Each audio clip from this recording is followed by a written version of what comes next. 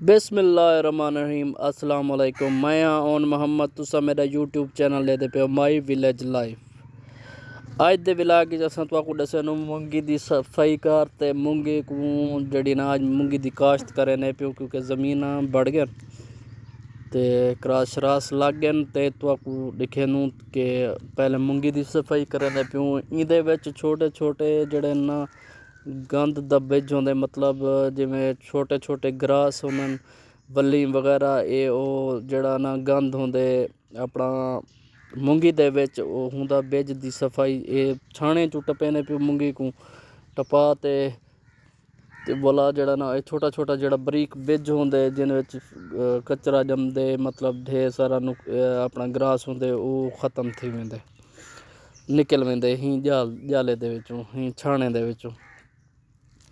ये तुसा दे पियो ज़मीन तैयार थी पी जवान सारा बिज शुरू कर दिते सटा।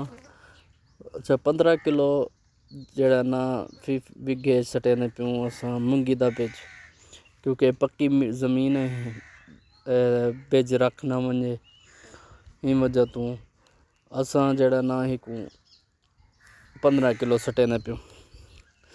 ते उतू हल मार ते खुला हल मार ते जड़ा ना असा दिल ढेर निकता आई बिज जड़े छट गए से तू हल मार ते दिल निकलना पै गए ज़्यादा, क्योंकि ज़मीन चीके वाटे बहुत ज़्यादा अपना दिल निकलन दी वजह तू जड़ा ना ज़मीन मूंगी तलों जा ते जड़ा दिल निकलते उहदे विच तलों खड़ वेंदी है, मर वेंदी है।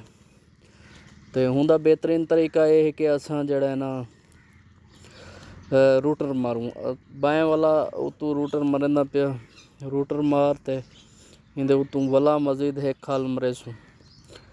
वजह यह है हल मरण दी, क्योंकि उतू 2 हल मरेसू, बल्कि 2 हल ही वास्ते मरेसू ताकि ये ज़मीन चूरी थी वने ते ज़मीन हल झिका लगसी, जिनी वजह तो पहला पानी असां जड़े लेसूँ मूंगी को ਤਾਂ ਉਹ ਜਿਹੜਾ ਨਾ ਮਰਨ ਦੇ ਚਾਂਸਸ ਘੱਟ ਹੁੰਦੇ। ਕਿਉਂ ਜੋ ਅਗਰ ਰੂਟਰ ਲੱਗਾ ਪਿਆ ਹੋਵੇ ਤਾਂ ਉਹ ਕਿਉਂਕਿ ਪਾਣੀ ਜਿਹੜਾ ਨਾ ਘੱਟ ਲੱਗਦਾ, ਮਤਲਬ ਪਾਣੀ ਲਾਓ ਤਾਂ ਉਹ ਜਿਹੜਾ ਹੈ ਨਾ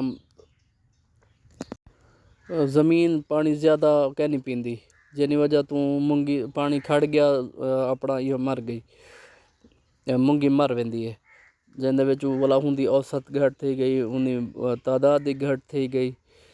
हूँ कोल बेहतरीन तरीका रूटर मार ते तुसां जड़ा ना पहले जड़ा ना मूंगी दे उत्ते हल मारो।